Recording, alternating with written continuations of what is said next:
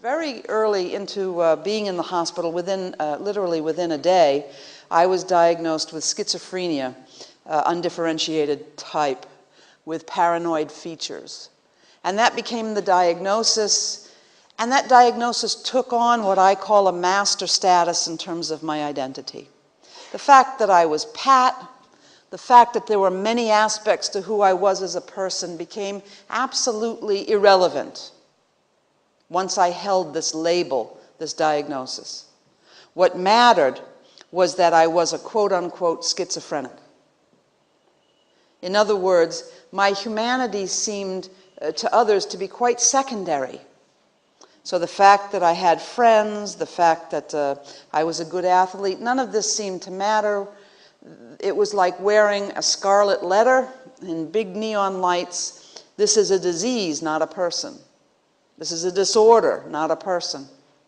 So he felt like he knew my future. He had read a generic textbook and simply applied it to the case in front of him. Schizophrenics don't recover, Pat Deegan won't recover. And it was that simple. And he urged me to go into a halfway house and to go on Social Security and to essentially retire from life.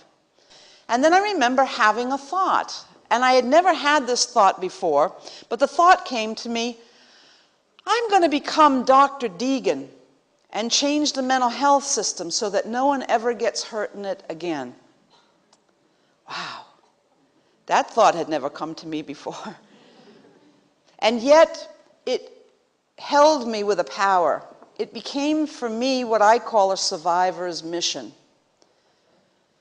In my own understanding of it, I believe that I have been called by a power greater than myself to do the work that has become my life work. I do not tell that to psychiatrists or treatment teams when I meet them.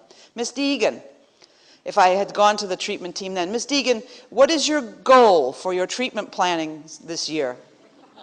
Well, doctor, I have been called by God to change the mental health system so that no one ever gets hurt in it again.